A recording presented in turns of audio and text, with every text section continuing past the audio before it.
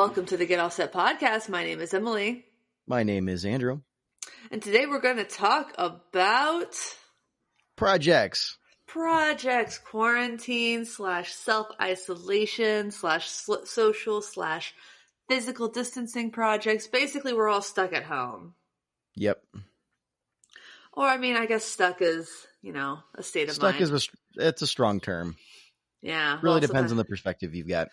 Yeah, especially when it's your home. There, not everyone's homes are good and safe places. This is for sure. But I think Andrew, you and I are lucky in that our homes are havens. Indeed, I rather like my home.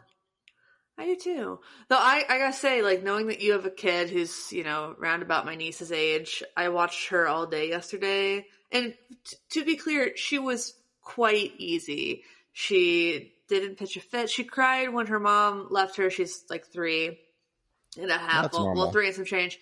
Yeah, and she stopped crying as soon as she saw the Frozen coloring books I got her and the sticker packs and the toy.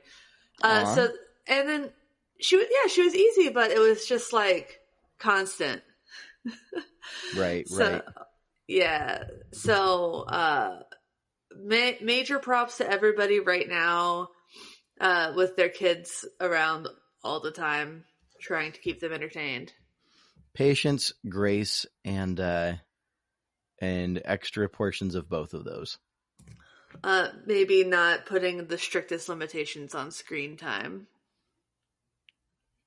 Depends on what you've got the bandwidth for, but I definitely feel that mood pretty heavy right now. Yeah. Man.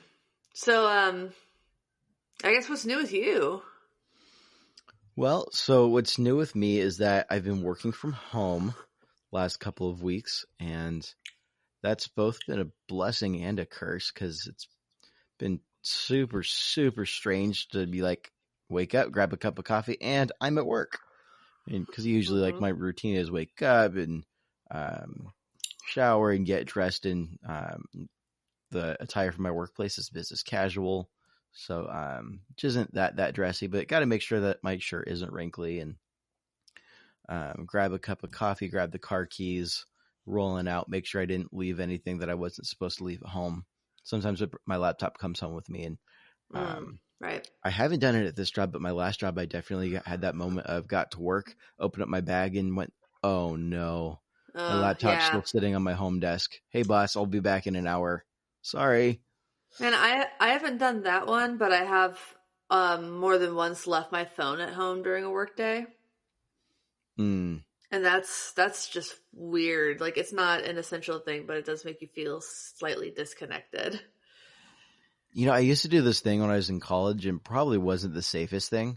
But I mean, I wasn't too worried about the little college town I was in, but I would just like leave my phone in my apartment and then just like go out for like a long walk and just like not have it. But I'd also usually do this like late evening, like 10, 11 p.m. walking around the city by myself. So you said sleepy college town though. Well, maybe not sleepy, but like a college. I don't know. Like, I feel like that if you can't do that, I don't know. You're also a guy. Yeah, I think that's probably more of what was going through my head. If I kind of just did that and wasn't really that worried about it. I just knew which neighborhood lines not to cross if I wanted to be safe. Yeah. But that's fair. But yeah, working from home, welcome to the club. It is joyful. It is weird. I like my lunches a lot more. That's where I get free food when I'm at work in the office. So I usually get breakfast and lunch. And so I'm realizing, like, one, how expensive like that benefit is. Like having 10 meals a week just taken care of. They just kind of show up in the community area. I'm like, oh, food. Yeah. And two, just how, I mean, all of the above. I mean, that's just really nice. And so having to wake up and like, oh wait, I never made myself breakfast this morning. Can I afford to step away from the laptop for 15 minutes to make some toast real quick? Yeah. So, I mean, it's been weird. Like I've got more freedom, and yet I've got less freedom all at the same time because I'm finding myself like carrying my little work phone around with me to make sure I don't miss a notification if I have to step out of the room real quick. Yeah. Because, I mean, it's just a very different dynamic. I feel almost kind of tethered down. But the flip side is that means my commute's gone. My evenings are a little bit more freed up. And because we have nowhere to go anyways, I've just been slowly chiseling away at project work, which Yeah. um, I don't necessarily have to get into right now, but we can kind of draw that one out a little bit, have a little bit of fun. But yeah, Yeah. I'm feeling myself being a little bit more productive than I typically tend to be. So Yeah. I mean, there are days where I'm like, yeah, I'm hella productive, and then there are days where just like the depression washes over me, and I'm like, I've just been staring at a computer screen for a while. It's like, so I'm like I'm in marketing. I'm do a lot of freelance writing. Uh, so not there are days where my work is not really on any sort of deadline, and then there are days where I'm on hard deadlines, and I haven't been on a hard deadline since like last week. Well, the week before, the week preceding us recording this.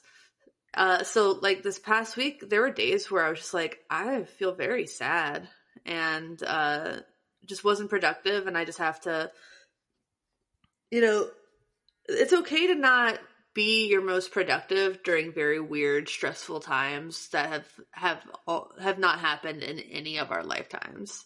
100%. Yeah. So, but that's not what's really new with me. I mean, I've always worked from home, and I've always gotten, anxiety and the blues. Uh, but as far as if we want to talk about new gear, I have a very tiny little new thing. It's a Moyo volume pedal. Yeah. And so I bought this little Moyo volume pedal because they were on sale and I've been kind of eyeing them for a while. Hmm. They are so shockingly small. Like they're not the size of a DoD, but I like the DoD mini volume and expression. I think the taper on them is a lot better. It's longer, but I think it's skinnier and flatter.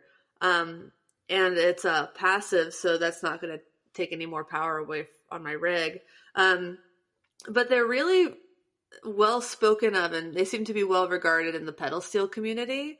Hmm. And since my mission volume pedal is always on my Sunday Crush board, uh, I don't usually take it off for the pedal steel. So now I have a nice little passive pedal for the pedal steel, or I can switch them around and put the teenier one on my Sunday Crush board. But I reached out to you, I think, within 5 minutes of obtaining this pedal to see if I could get a Fox Cairo topper. You did. And And it got delivered yesterday. I'm just because I think this is what everyone's doing now. I'm waiting 24 hours to open it because that's the length of time COVID-19 can live on a cardboard. smart. Um, I made sure to but cough on the box a whole lot of extra times. okay, good. Really And then putting that theory to test. and Yeah. then I taped over it to seal in the COVID-19 that I probably have. You bastard. Uh, yeah. So, but you sent me pictures, and who did the design work on it? My friend and his name's Aaron Schmidt. He does some excellent design work. He's incredibly quick, efficient, and just the quality of what he's done is really, really exciting. And I'd actually really love to talk about more what I'm doing with Fox Cairo at some point in the episode. But yeah, no, Aaron Yeah, did a sure. phenomenal job. I messaged him and say, hey, Emily wants a design. What do you think? Here's exactly what I've got. Any clarifying questions? And like almost like within the hour, like instantaneous, like boom, boom, boom. Nice. Yeah. It's a reference to my favorite band, The Hold Steady. At the end of every show, the singer Craig Finn gives this little spiel, and he always says, and the crowd always says with him now, there is just so much joy in what we do up here. And the topper has the words "so much joy," and then the background is confetti because we throw confetti at Hold Steady shows. And I'm glad I went that route with something joyful because we need to remember that there can still be so much joy in what we do. Oh, definitely. I thought it was really neat. And put a smile on my face to see that while I was building it out and sending it to you. Yeah. So that's basically, I mean, all that's new with me. Well, don't forget that I also included. I finally returned the SM57 I borrowed for Nam. Oh, thank you. Yeah. No, I haven't opened the box yet, so I don't know what's in the box. So that's in the box, and then I put a pedal in there as well for you to play around with. Right. The flashback mini? The alter No, ego mini. Alter Ego, the V2. So it's still just a single size, so pretty similar to the flashback in form factor, but much better algorithms in my humble opinion. Mm-hmm. I got to play around with it a little bit, was having a lot of fun, but decided it didn't kick anything off of my board build. So I'm going to continue to try and trade in and trade up with that guy. That's one of the two pedals that I got off the last round of trade in, trade up. Oh, that's right, because you were trying to trade for something that I have that you've wanted for a while. That may be true, but the flip side is I also knew that I wasn't going to be playing with it, and I had room in the box, and so I just decided to throw it in there. I swear I'm not trying to guilt you into forcing a trade. It is a bit of the one that you want is a bit of a redundant pedal with me since I have the Boss MD200. So I'm thinking about it. All right. I have to fill in the demo of the thing that you want first, just to have that content. Right. Yeah. Oh, another thing that's new for me is I made my own coffee this morning. Nice. Normally Rick does it, but he was on a walk this morning when I woke up, and I was like, oh no, I have like 7 minutes before I start recording with Andrew. What can I make? And we have those speedy hot water boilers. I'm like, French press.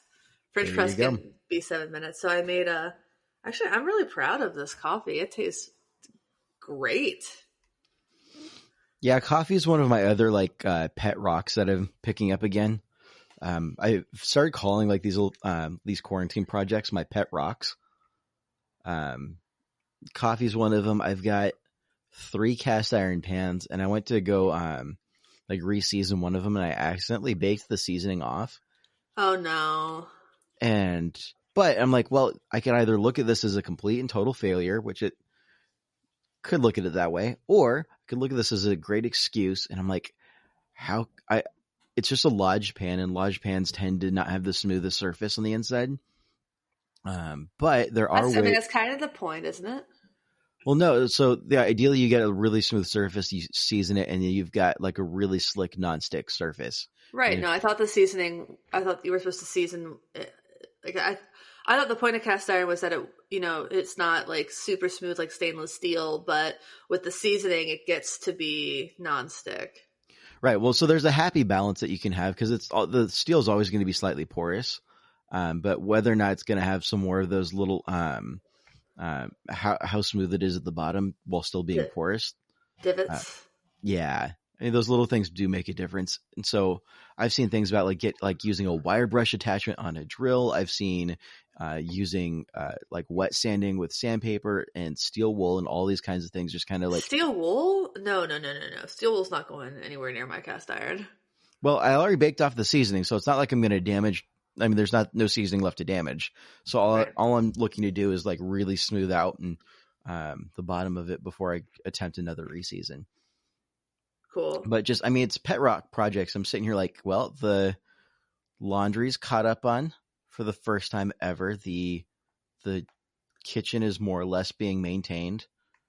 I've cleaned up my gear area pretty well, and I'm working on projects in there, but I'll go insane if I do nothing but work and gear projects. Then my gear projects will start feeling like work. So what else is there to do? And this is also after hours when I'm not spending time playing with the family and doing board games and stuff like that. Yeah, it feels like we want to get into our topic pretty early.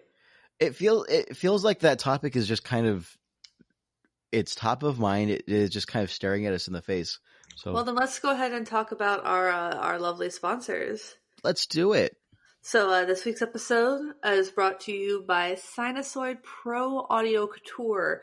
They make you can get their pre-made, pre-designed, or you can customize your cables. it's wild the amount of customization you can do. You can choose which exact plugs you want, which wire type / cable type you want, what color tech flex you want. So I reached out to them to get a new aux cable for my demo rig because my older one was just kaput. So now I have this beautiful lavender tech flex wrapped 6 foot aux cable, and everyone knows 6 feet is the magical distance now, so that's pretty cool. But basically, with that and an aux extender I had previously bought from them, I can. It just makes my rig possible right now and a lot easier. And I'm so stoked on it. And if you got an email from Sinusoid this week where they mentioned aux cables, that is my exact aux cable that was photographed and put into that email. Aw. I love it when that happens. It makes me laugh. No, that one looks super sweet. Yeah. Slightly jealous. I don't even have a need for an aux cable right now, and I'm like just staring at it going, wow, I need that. They have that effect on people. And Sinusoid's local to Seattle. Great people. I know that you and I are both very close with them as a company. Yeah, I could not say enough nice things about them, regardless of my personal like friendships with all of them. But I don't typically take time to be. This is like I don't know how to say this without sounding like really mean about like how selective I am with friends. But the reality of adult life is I've only got so much time to give to certain people, Yeah. and far and above of the people I know in Seattle, that's definitely on top of my list of people I love spending time with. Yeah, totally. So, and our other sponsor for today, I think the sponsorship ad roll is going to like roll right into our topic because it's really what I was working on last night. Yeah. So I've got this project. I had this Ibanez double cut guitar that it was loaded with Lambertone's cremas for a while, about a year, and it just really loved how they sounded. I loved the pickup so much that I ended up sending them over to Chad Jennings to put in my Jennings build. So I'm staring at this guitar thinking, wow, it's got no pickups in it. That's a problem. And I was looking at offloading a couple of guitars. One of the guitars I was looking to sell was loaded with a set of Seymour Duncan hot rodded humbuckers. And I was like, I should probably pull that out before I sell the guitar. I was actually really like that set of humbuckers, and I want to use it for something. Right. So I pulled it out, tried to throw it in this Ibanez, realized I didn't have the right screws for it, which is slightly awkward. And then I was like, well, I'm going to have to order some screws. And then while I was waiting for the screws to come in, I was like, you know what? I don't have any guitars right now that are tuned for drop tuning. And I've got, with the Jennings, that means I've got a total of 4 electric guitars that I like pretty well. And I'm like, why do I need 4 that are in standard tuning if I've already got one that's got the dual humbucker setup anyways? What if you know what? I'm gonna get some heavy strings. I'm gonna throw it into drop tuning. Nice. So I went out to the store and I bought some heavy strings. But I like the only like set of heavy strings I could really find at the Guitar Center I was at, and I was like, well, I guess I'll settle. And then I realized I was going to need to file down the nut to make this happen. And so I started having this thought of, well, do I want to file down the nut to match a set of strings that I know I probably won't like that much? And I'll end up searching for new strings later anyways. Then out of the blue, Scott from Stringjoy reached out to me. He's like, yo, dude, what are you doing with those cheap strings? Let me help you out here.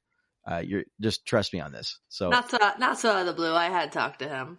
Okay. So it wasn't super out of the blue, but for me, someone who's sitting in the middle of this project on the back burner going, I don't know what I'm going to get to this. I don't want to know what I'm going to do next. And kind of just, it seems like a really silly problem to have, but I mean, honestly, I haven't played drop tuning in a while. Didn't really know what I was looking at. If I'm being totally honest, and I wasn't sure what I wanted to settle in for this guitar. And so talked to Scott, got it all hammered out. And so I got the strings yesterday. I did the terrible thing of opening them up right away. I got them a couple days ago, but I did open them up like the moment they came inside the house. I couldn't wait. So hopefully that wasn't a deadly decision. Anyway, so I've got three sets of strings. I already pulled them out, checked them out. Could be happier with them. already, and I'm very. They just feel good, and I started on this project the springs and the I managed to get the pickups loaded, and I'm working on filing down the nut. And the only barrier I think I've got left to really hurdle is I think I need to actually like drill out my bridge to accommodate the low E string because it just ever Oh. so slightly doesn't fit my little bridge. Oh, I didn't even think about that. I've got it's a 2-piece bridge, and I've got the bridge piece right over here. I can read exactly what bridge it is. This is the Ibanez Quick Change 3. And so it's got this really neat, I actually really love this 2-piece bridge. Not only the saddle piece is super ergonomic and like super friendly, but the tail piece is um, actually like really friendly as well. But I'm going to need to drill the sucker out to accommodate that low E for sure. Or it's not going to be a low E, it's going to be a low C. I'm tuning to drop C. And y'all can judge me all you want for being a fan of metalcore, but I'm going for it. Jeez. A lot of Oh, metalcore goes even lower, but drop C is kind of like my sweet spot. okay. So yeah, I'm excited. I don't know if I'm just gonna literally break out the drill bits and just go to town on this bridge, or if I'm gonna figure out a more sophisticated way of whittling this down. Yeah. But once I get this opened up, the nut's pretty much done at this point. Get it all wired up, and I'll be ready to start jamming out some sick tunes. Awesome. Well, congratulations. Yeah, that All sounds that like to fun. say, thank you to Scott from Stringjoy. You rock. Yeah, he's great, and I love the coffee trade he and I have participated in. I'm not enjoying any of it right now. I hope he liked what I sent him last time. You know, I forgot to mention something else new that I'm trying, and I don't know. This might kind of go into projects, but it definitely goes into everyone being stuck at home. So I hope that you do this as well at like a couple. I hope that we can both take advantage. Okay, I'll just Instagram Live. People have opinions. Everyone seems to be doing right now. Yeah, So I reached out to some guitarist friends of mine because this actually came out of a conversation I'd had with Layla City, who she's got a bad cold right now, so she's wasn't able to be one of the first participants. But I was like, what if we go on Facebook Live and like we teach each other guitar riffs? Because she's learning guitar, and I had over a live video chat several, I guess back in January, had showed her a riff, and that was fun. So we thought maybe we'd do it again. But she's been a little sick, so that's not going to happen. We didn't schedule it out. But then I was talking to some other friends, Mike Adams being a big one, and Steve Selvage from the Hold Steady. And then I reached out to Spencer from Charlie Bliss. And we're going to try this dual live stream where I and another guitarist, and hopefully eventually you and maybe some other guitarists, go on this live stream and show each other some guitar riffs. And it's going to be called Insider Riff Trading, which I think you came up with. Thank you. I did. If there's a pun involved, chances are I unfortunately was behind it. You basically said you didn't want me to do it if I didn't have you joked that you didn't want me to do it if I didn't have a catchy name. No, wasn't even joking. I think that was really important. It is important, and I am bad at naming things. It's all part of the fun, and I think that's what we're really going for is fun, productive or not. I mean, this is a really great time. I mean, talk about not a bad era to be stuck in quarantine in, for being really Yeah. honest, because Yeah. the amount of digital connectivity we've got. And I really love that you took point on that and are really driving that to make that happen. Yeah, I was just bored, and selfishly, I want to learn some of Steve Selvage's licks for sure. Gonna try to get Tad Kubler as well. So if you're listening to this on the Tuesday where the episode comes out, yesterday should have been the day I was live with Spencer from Charlie Bliss. And this Thursday, I'll be live with Mike Adams at 6 p.m. Eastern, 3 p.m. Pacific on the Instagram. And I'm going to try to save those and try to figure out a way to maybe get them on YouTube or something if it's worth it. But we'll see. Yeah. It's funny that you talk live stream. I actually tried live streaming last night as well. I'm trying to I figure liked out. your multicam setup. Yeah, so that's one of my pet projects I've had backburnered for like a year now. Is trying to figure out how to let a multicam setup for streaming into the Facebook group. And I don't know if I can do the multicam stream onto Instagram. Just for some limitations that I've got there. I might be able to figure it out, but specifically the Facebook group, I was able to do a little bit of a live stream multicam setup where I have one camera pointed pretty closely down at the headstock nut area. As you kind of see what was going on, I can show you the closer details, and the other camera just showing me talking at you. But yeah, I had a lot of fun setting that up. I did accidentally, this is a fun snafu. So I thought I was live streaming to the podcast page. I was streaming last night, kind of like a dry run. And I got done, finished up, and I was like, wow, like I had a couple friends in the podcast group I didn't realize were in the podcast group. That was really neat. Didn't realize that they were following the show, and got done and realized that I was live streaming to my personal Facebook wall. Oh, not even the group at all? No, I must have missed like a checkbox or something. So all my friends and family that, I mean, not that there's anything I had to be terribly embarrassed about. Yeah, but that's funny. Was not my intended audience, and definitely was like turning a little red last night going, oh, well, all right. Well, here we go. I guess I am who I am. You'll have to deal with the fact that I love guitars. Yeah. But no, I'll get it figured out to get it streamed into the group. Probably start doing that more. So if there's anything you want to see, if you want to see me scraping out the cast iron, I can do that. If you want to see me, I've got one of my other projects right now is I've got this board build I need to solder up and run power for. So if you want to see me do that, I mean, any number of things. Cool. Join the group. We'll have some fun. I'll probably start scheduling these out instead of just spontaneously showing up live, so y'all can participate. Yeah. I've tried the live streaming a few times. It's fun.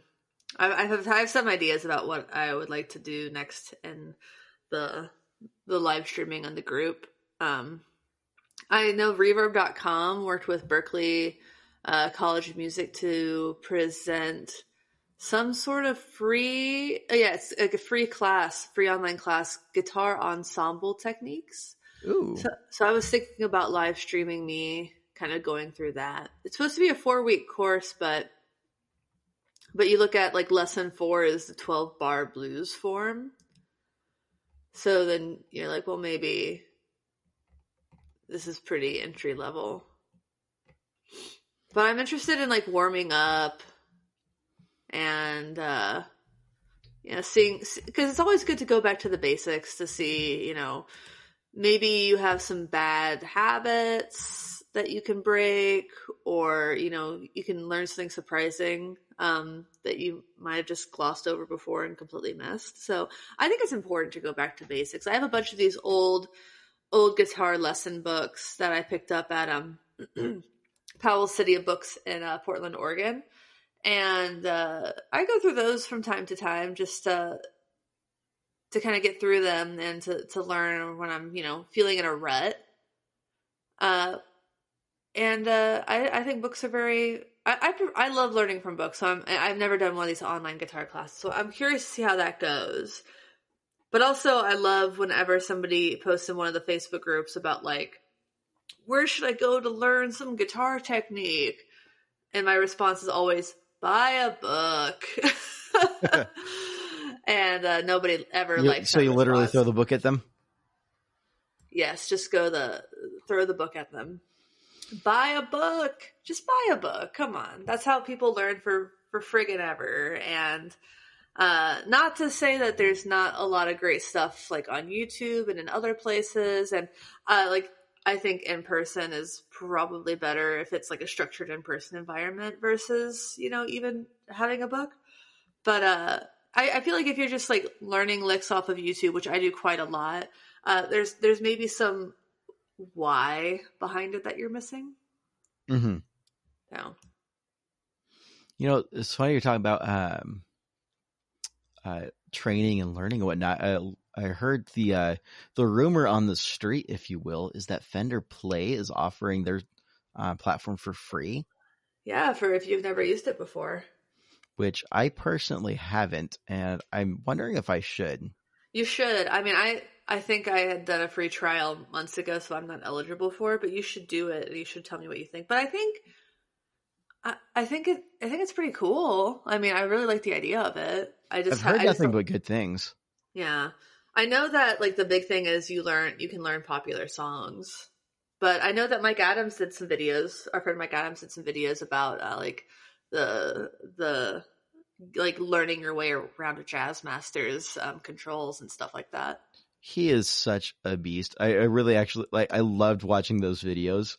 It put such a huge smile on my face. Yeah. You can tell that he's in his element. He loves every moment of it. It's not one of those, all right, so my agent told me to show up here and I'm being paid to do this video. So here's that. He's like, let me tell you about Jazz Masters. It just like the vibe that you get from the tone of his voice, the look on his face. I mean, all of that. He's just, I Yeah. just love when I can tell that someone's very much in their element and it just feels so natural.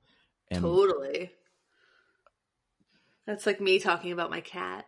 I also just miss Mike, and I still feel bad that I missed him when he was in town last. But Yeah, that was fun. Yeah. Need another one of those signature Mike Adams hugs. Yeah. Oh, yeah, he's a good hugger. Oh, but what have I been working on, I guess? Yeah. I guess that's something I go through phases with my recording rig where I've just never really had a permanent setup for it. So I'll like have a kind of quasi setup and I'll have like this burst of productivity and do a bunch of stuff. But I think I've figured out a way to kind of make my setup a little more permanent in this quarantine at my work desk. Because I don't think I've actually even done much recording to Studio One, which is my DAW or whatever. And like, I don't think I've done much of that since I started working from home. So I've kind of reset that up. I got like DI from my Milkman into the Focusrite Scarlett I bought off of you a while back with a Covenant cable. Speaking of sinusoid. And I've just recorded some things. My friend's having a baby, and he sent me some audio of the baby's heartbeat, so I used that as like the rhythm track for something, and I wrote a little thing for him. I've done a couple things that I've sent to my band to see, just kind of working through ideas out of boredom. And then there's this band based out of Seattle called Deep Sea Diver. And they're doing this thing called Stay Home Stems. And every week they're releasing a stem, just one track, if you want to think about it, if you're not familiar with audio, recording, a stem is just like one track, one layer. And in this case, they sent a drum track, and like you can use all of it, you can loop it, you can cut it up. You just have to use it in some way, and then you submit it to them. And on Sundays, they live stream, and they're gonna play like one or a few of their favorites. And if you want, they'll add whatever they want to it. So I did that on Friday. I just sat down, did some acoustic guitar stuff, pulled out my baritone guitar, leaned really heavy into that Boss SY1 synth pedal. And I was really proud of what I did, like just to be able to do it.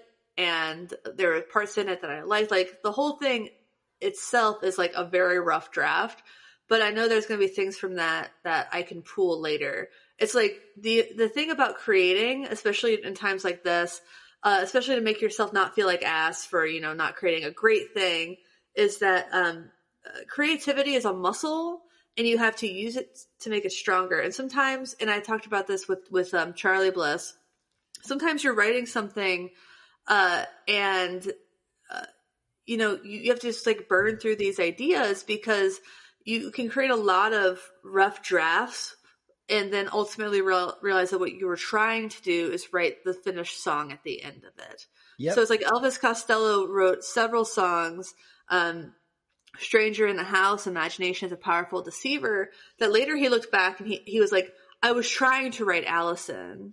And it was before he wrote Allison. So he wrote all these other songs that are still very, very good, um, as, as part of the process of writing, his flagship song. Yeah, I definitely feel the whole like writing as muscle thing. I actually, Yeah. I before I so I've been working on this board build for a while, and before I settled in on the order that the signal chain order, I set it all most of the pedals up my workbench, chained them together, and had a little fun recording session. I ended up making some wacky sounds, but like I found myself super frustrated for like the first hour of like nothing I do sounds right. I feel like I'm hitting notes and it's not coming out the way it sounds in my head. And like once it took me a little bit to settle into the groove. I'm like, okay, now we're getting somewhere. I mean, but I always hate being Oh. reminded of the whole that I haven't exercised the muscle and finding myself frustrated. Like I've got this idea in my head and I know that I can do it with like the guitar I've got and the combination of pedals that I've got to be able to create that sound. But it doesn't happen the first time around. I'm like, Yeah, no, it can be really frustrating because, uh, like there's that really famous Ira Glass quote that's like you want to write and you don't have, like, you haven't stretched the muscle, you haven't really worked it, you're maybe your just skills aren't quite as sharp as you want them to be, but your taste is still killer, so you look at what you create and you think that's terrible. right, And that's not the way to look, and it's a normal reaction to have. It's a very, very valid feeling to feel, but it's not a helpful thing to hold on to. What would be more helpful would just be to, practice more. It's like going for a run for the first time in a year. It sucks, but if you do it every day, just a little bit every day, even, eventually you're going to get there. Like, I remember the first time, well, basically every time I take up running again, I do this program called Couch to 5K, and it's like an 8-week program. And yep. Is it that starts the with Hal you. Higdon? I don't know. Oh, Uh, there's a bunch of them, but I have actually Couch to 10K, is the one that I bought, and that has the 5K. But it literally starts with it's an interval training, and you run for like 10 seconds and you walk for 60, but you're moving. And then eventually you're going to find yourself running 50, like an hour a day, just straight at a 10-mile-per-hour pace. And that's the goal. But you don't get there right away. You get there 16 weeks later. right, right. Well, I'm probably going to feel that way as I start working through soldering the patches for my board build. Oh yeah, soldering is another one of those things. So I have a really bad habit of just chewing up soldering iron tips Yeah. and just not taking care of them very well and needing to replace them. Yeah, I when I first bought my newest soldering iron, I forgot to leave some solder on the tip, and it just completely, like, the tip just stopped working. So then I had to buy, and you have to use the Weller tips now. So I bought a Yeah. bunch of extras. Like, I just was like, I'm gonna screw these all up. I'm gonna just buy 20 of So them. I had the Weller tip I've been slowly chewing away at, and it's just like, you know what? Before I start digging into this project, I should get myself a couple more of these. So I went ordered a couple more. They showed up, and they're totally not the right size. I did that too. I'm like, what the hell? Because it said, like, on the Amazon listing or whatever, I feel like it said that they were for use with Weller tips, and so then I just had to buy the actual Weller branded ones that like. Well, so I Or I did ordered a like lot of Weller brand research. from Home Depot, and it just must be for a different class of soldering irons because it's super tiny versus like Uh huh. the solder iron that I've got the tip for it's got like this like 1 inch like long barrel that's like pretty like thick like thickness of a pencil. Yeah. It's like a really hefty tip. Anyways, I'm probably gonna probably Oh gonna man, and sorry. In that moment, I was very sad that Louise wasn't on with us this I week. know I well. Anyways, moving on into cleaner discussion, I was gonna take a whack using the old chewed up tip. There's just no good way to say this. So the tip's still it's not completely busted. It should still get hot, and it's not like I'm soldering a PCB, so I think I can get away with it not being in top condition. But I'm gonna give it a go. I've got this board so I've got the board like all dual locked up. I did finally make the transition to dual lock, and really should have done that a long time ago. So the board's already like set together. All of the patch ends are in the pedals itself, and so it's just a matter of I need a route power with some good cable management, and then I've got to route the start cutting up and soldering the patch cables. So that's probably going to be a pretty solid few handful of evenings before that's ready to start plug in and test. Well, good on you for caring enough about how your pedals look to do that because yeah, no, that's not something I've ever done. Well, so it's the only way for me to get this many pedals on this tiny little board. So the board itself is an IKEA cutting board. Right. And I got it this is again, like the theme of like the last couple of weeks is, oh, I've had tons of projects on the back burner and suddenly I have time to start working on them. Mm-hmm. And so I've had this project for a while and I've laid out pedals on this board so many times to try to figure out what I wanted, how I'm going to do this. And I've always just scrapped it, gone back to the drawing board. And now that I'm here, I'm like, I'm going to do it. And so I spent like a week, like rearranging and Tetrising and trying to figure out how I can most efficiently do this. Mm-hmm. And finally have it down pretty stinking neat and tidy. So far, we'll see if I can keep my cable management the same on the same level of neat and tidy. But so let me walk you through the signal chain here. Okay. So right up front, Boss TU3. Important. I think that used to be mine. It did used to be yours, and Yeah. we traded tuners for it. Basically, yeah. I think I sold you my tuner first, and then I bought your tuner next, like for the exact same price. Same price, exact same price. Like a couple weeks apart. Yeah. So TU3, and then I've got DoD compressor, the orange. I think it's the 280. I'm staring at it, but I can't quite read it from here. Anyway, so I've got that. Then up next is the King of Tone, and I haven't decided how I'm going to set the internal dip switches, but I'm thinking it's going to be. I can't make up my mind yet, but I'll figure it out, and I'm probably going to change my mind after I'm done soldering the whole thing together and changing it around. But because the King of Tone's got the internal dip switches where you can set it as a boost, an overdrive, or a distortion. Oh, don't make it a boost. That's my vote. Well, it sounds really good as a boost, but the next pedal in the chain is the Mount Hood, and the boost on the Andrew side of that boost sounds just so perfect as an always on boost. And I know that some of the purists will hate me for saying this, but I actually like it as a boost better than the King of Tone as a always on boost. There's nothing wrong with that feeling. Really love that. It's our pedal, and our friend Brian made it, and he's very good at making boosts. Well, and I'm a little partial just given that it's the Andrew side, but I digress. The other half of that is the fuzz. So that's got my fuzz ground covered, and as versatile as that fuzz is, it covers more or less everything I would want out of the fuzz. And then I've got the Mezzo Effects Ohm V2, which is an overdrive that can get pretty crunchy, but it doesn't get into the distortion end of things. And so I'm thinking I'm definitely going to set one side of the King of Tone to distortion, and I just haven't decided if I want the other one to be boost, or I might set it as just like a clean solo boost, or I might set it as just an overdrive for another stage. Not Mm-hmm. sure yet. And then from there goes into a mini Dunlop volume.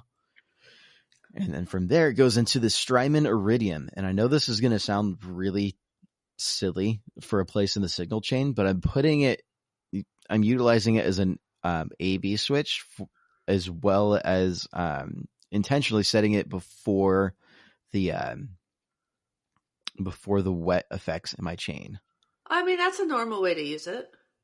Well, so a lot of people don't. I don't know. I've seen like mixed reviews on it, but I went and tried it for myself, and this is the big part that I wanted to test in my signal chain before I committed to the board layout. Is how does it sound really bad with wet effects after, or does it sound similar, or does it sound better? And I honestly think it sounds a little bit better for what I'm doing with it. And the reason why is one of the effects that I have in my chain, in my wet effects chain, is polyphonic, is the organizer. Mm-hmm. And putting it after the cab sim allows it to get still carry through that much more range. Whereas if you Yeah. put it before the cab sim, especially those lower frequencies are going to get curtailed a little bit. And so it's allowing me to just achieve this absolute massive wall of sound in my headphones when I'm practicing at Mm-hmm. home. And one of these days when I get to go play out somewhere, I'm sure it'll be fairly similar. It'll be the bane of the existence of every sound guy ever. They can control it themselves. Yeah. Anyway, so it's going into Iridium, and then I can use output B if I just want to go direct out for a dry sound. If I want to do a wet dry or a wet dry wet. So that's where I'm getting my dry sound, and that's also if I'm going to listen with headphones. That's what I've directly from the Iridium. That's how I can. That I'm just going to hear my dry sounds, which I'm pretty Right. okay with. Yeah. Oh, okay. And And you have well, that has that room at least knob, so at least you're it, getting a sense of space. oh yeah, the room knob does sound really good. So so I've got that. If I am ever in a pinch and want to use that to monitor on stage, that also gives you. I actually prefer. So when I'm going all over the place in this explanation of this rig rundown. And in the past, when I've done silent stage setup for a wet dry or a wet dry wet rig, I've actually tended to dial out my wet tones in my in ears and stuck mostly to the dry because I can hear more of what I'm playing and just trust the sound. Whatever I have in my ears doesn't reflect what's in house. So I kind of just trust the sound guy to blend the wet and the dry appropriately. Yeah. And so if I am ever in a pinch and I need to monitor direct on stage from the Iridium, I'm actually pretty okay that it doesn't have the wet effects in there.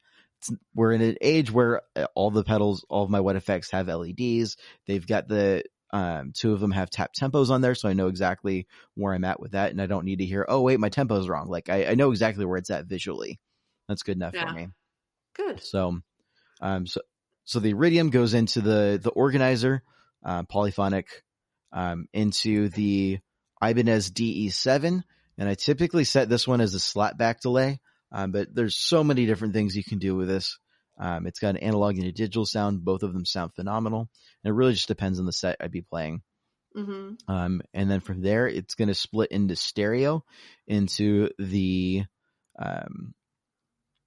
Earthquaker devices pyramids. Avalanche. Oh, the pyramids first. Okay. Pyramids first. Um, and this is one of the other things where I was really going back and forth on, do I want the pyramids before or after delays? But because I love the stereo spread on the pyramids.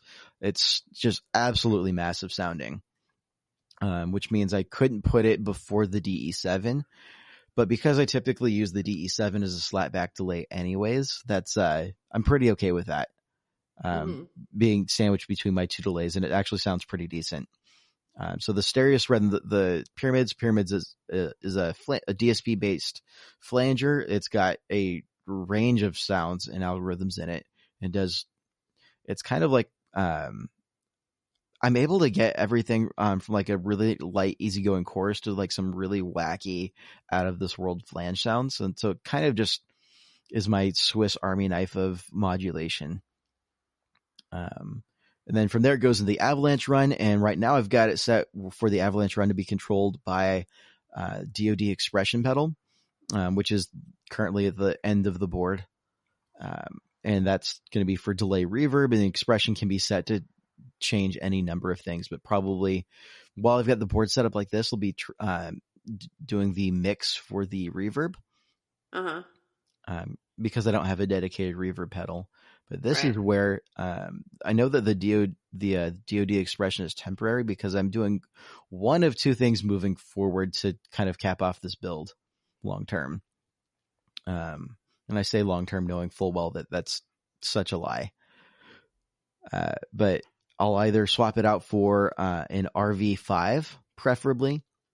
Just a really good standard, tried and true reverb pedal. I don't, for a guy that loves ambient kind of sounds as much as I do, I get most of that out of my delays, and I've never really dug too deep into the reverb side of things. I know I probably should at some point, but I'd be pretty happy with just a pretty standard RV5.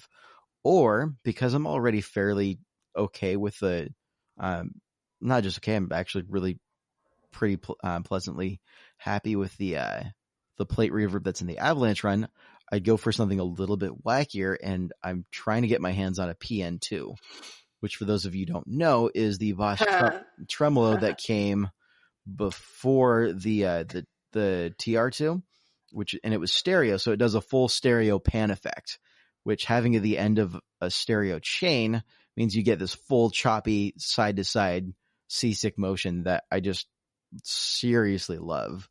It's pretty cool. But having that at the end of the chain with all of the stuff that's going on, as well as having a dry out not affected by that, means I could do a wet, dry, wet setup where I've got the dry front and center, and then the wets are just pans left and right, or the stereo wets are panned hard left and right, and getting that full seasick motion. I'd have way too much fun with that. Wow, that's a lot. Anyways, all of this is like on a tiny little cutting board, and it's like super sandwiched in. So this will be fun to try and cable manage. Yeah. Yeah, you have a lot more on your board than I do. Well, a lot of my pedals are like single use items, and a lot of what you've got are more Swiss Army knives. I've really only got the couple of them that are Swiss Army knives, if you count the Avalanche run.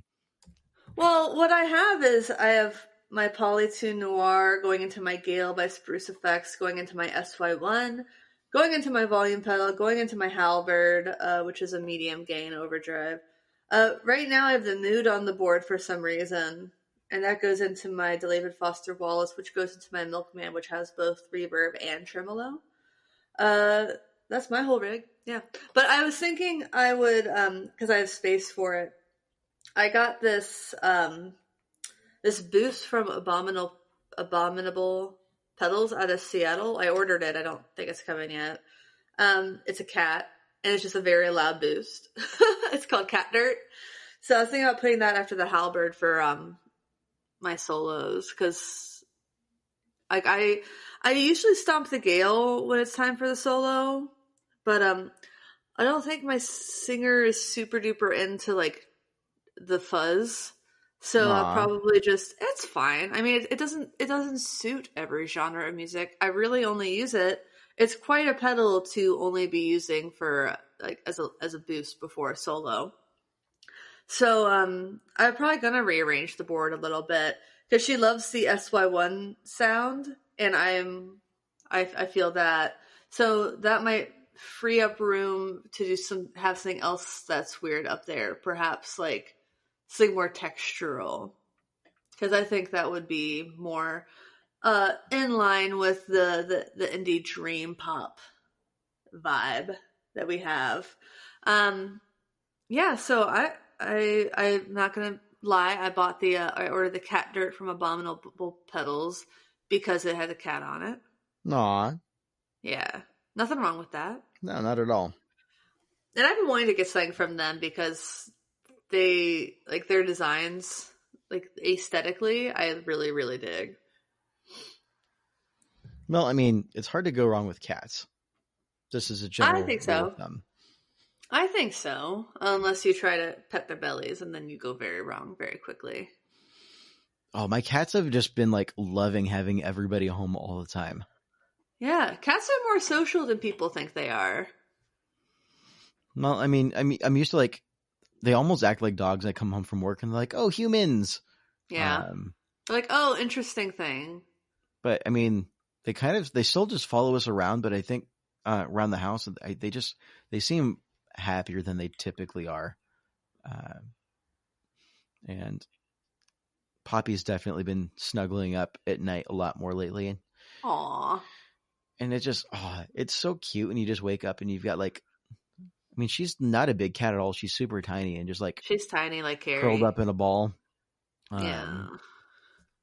Like kind of like this morning I woke up and she's like curled up in a ball like on my tummy. Mm-hmm. It was really cute. Yeah. Carrie has been, quite a Velcro cat. Weirdly, since, like, Rick's been home also, but, she has her days where she just, like, will not leave you alone, and she will keep coming up into the bedroom and she won't meow at you or bother you. She just literally will stare at you, be like, hey, I'm over here. I need attention. Like, she's so patient. It's wild. She's really only impatient when I'm in the kitchen cooking, and she does not like that at all. And I've been doing a lot more of that, so she is, losing her damn mind about it. I don't know about you, but I've been cooking a lot more.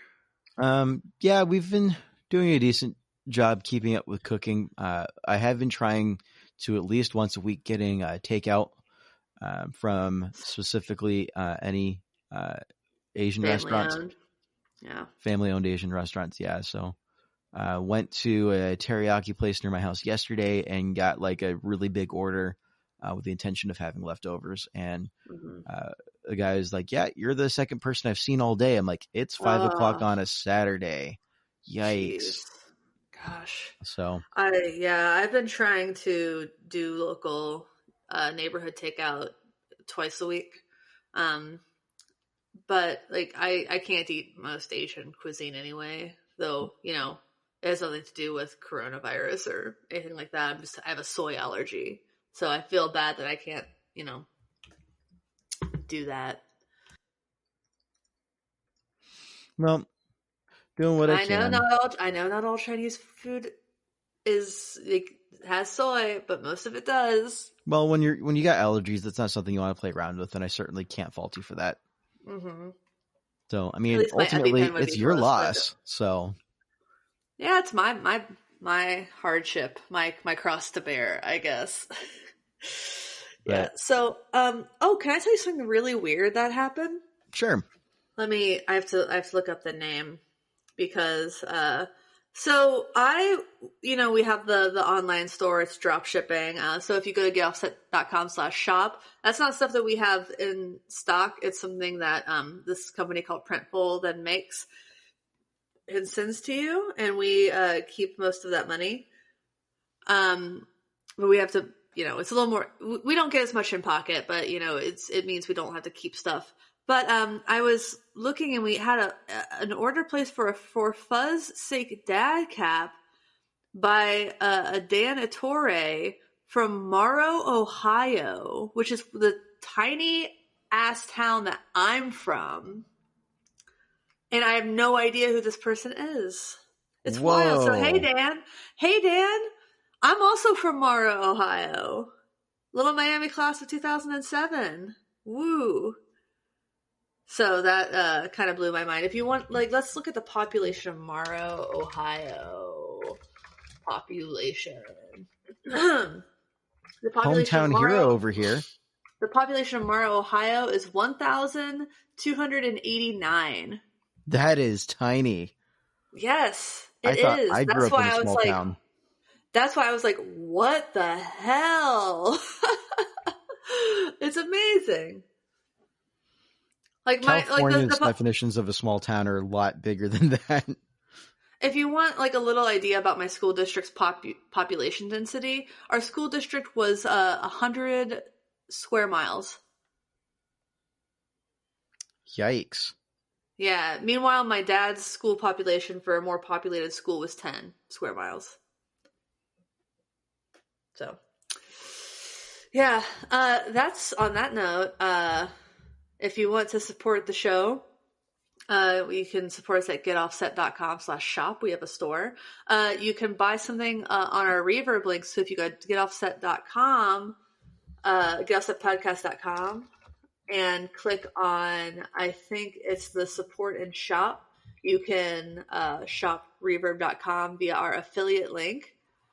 There's also a little way to get 10% off at Sinusoid. There's also a link to our Patreon. So that's a great way to support us. Or the easiest way to support us is to just leave us a nice review and rating on iTunes. Oh, absolutely. I love reading those. Nice reviews, constructive feedback reviews. I mean, all of the above, by all means. Lay it on. Yeah.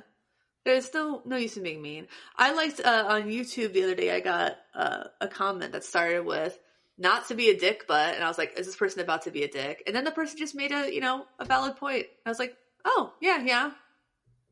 You weren't being a dick. You were just being honest. That would have been more helpful if I had done that one thing. So, yeah.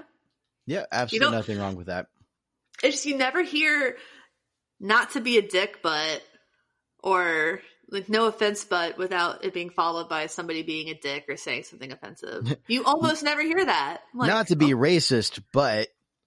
Yeah, imagine saying "not to be racist, but," and then saying "you should still support Chinese restaurants during this time." Like, okay, that wasn't racist. Fantastic. Well, yeah. Well, anyways, those are all wonderful ways to support the show. Also, join our Facebook group, and if you want to see me scrubbing out a cast iron, not actually, if you want to spend some time hanging out with me virtually, that's going to be the best place to do it. I'll be trying to schedule out some sessions.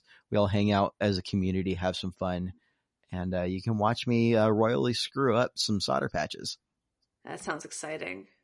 Well, until next time, thanks for listening. Thanks for understanding. I'm Emily. I'm Andrew. All right, ready? Goodbye. 1, Bye. 2, 3.